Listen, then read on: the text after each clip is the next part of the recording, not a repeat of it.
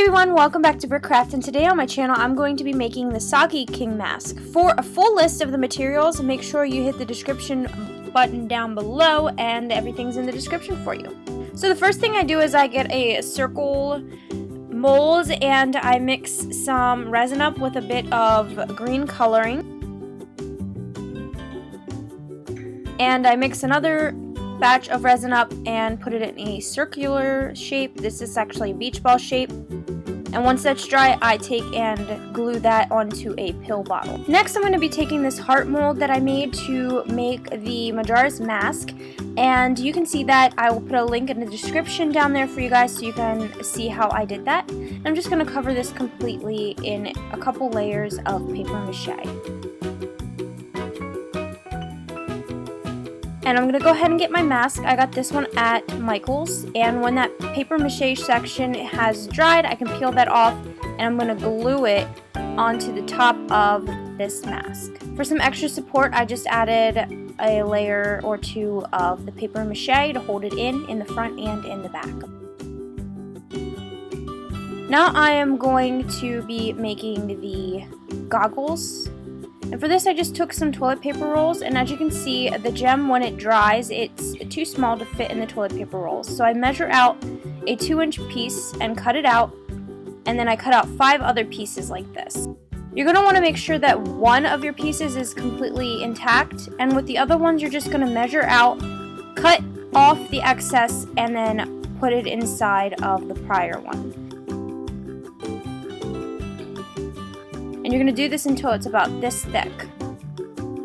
With an extra piece of your toilet paper roll, you're going to cut little tiny rectangles off and layer them into layers of 3. And then you can put that around your piece that you just made. And I usually put about 5 sections. I covered that in a layer or 2 of paper mache and then painted it silver. Now I covered the eyes in paper mache because I knew that it was going to be a bit bigger than what the eye holes were. It's going to be a different shape. And I wanted to make sure there wasn't a hole where the goggles weren't covering. So I used the goggles as a stencil, cut that out, and then I paper mached around. It was probably a bad idea that I painted before I put them in, but it wasn't too hard to go around and fix that later on. You're also going to cut a circular shape out of the nose portion. Next, we're going to make the rays coming out of the mask, and all you do is make like a ray shape, I guess, or a sword shape that's kind of squiggly like this. And what I do is I cut that out, and then I take my X-Acto down the center to give it sort of a little curve so it bends a bit. And then I covered that in paper mache to hold that bend in place. And I'm going to do this 2 more times, so you need 3 of these. Once they dry, go ahead and mark where they go onto the mask, and you're going to cut that out. There's 1 right in the center and 1 on each side. And then you can go ahead and put those in, and what I do to hold them in place is I paper mache them into place. It may take a few layers, and you want to make sure that you do both sides of the mask. And when it's finished, you can start painting. First, I paint the mask entirely yellow. It took me 5 or 6 layers to do this.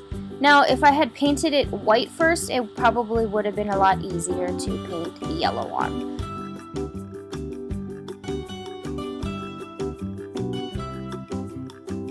Then I go ahead with navy paint and I paint the stripe and the top half of the mask.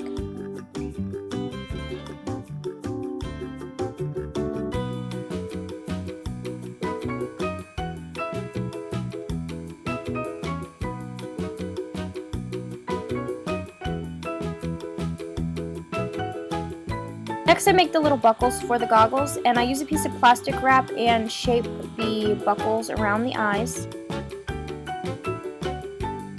And then I take and put a line across using a tool. I do 3 lines, and then I bake it in the oven. While that's baking, I went ahead and I drew on the mustache and the lips for the mask.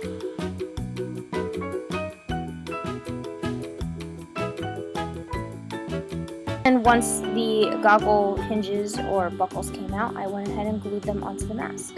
And I used a Sharpie to draw the black lines through the center pieces. Next, I drew a straight line and cut off the bottom part of the mask and stuck in the nose. And now I'm going to Mod Podge the entire mask with at least 2 layers of the Mod Podge. While it's drying, I got my eye pieces ready. I just cut out a circle of cardboard, glued on the gem, and then glued the gem into the goggle. And then for the nose, I painted it a pale skin color and then covered it in actual bandage wrap to make it look more realistic. Then the last thing I did was just add a few strings to hold the mask on.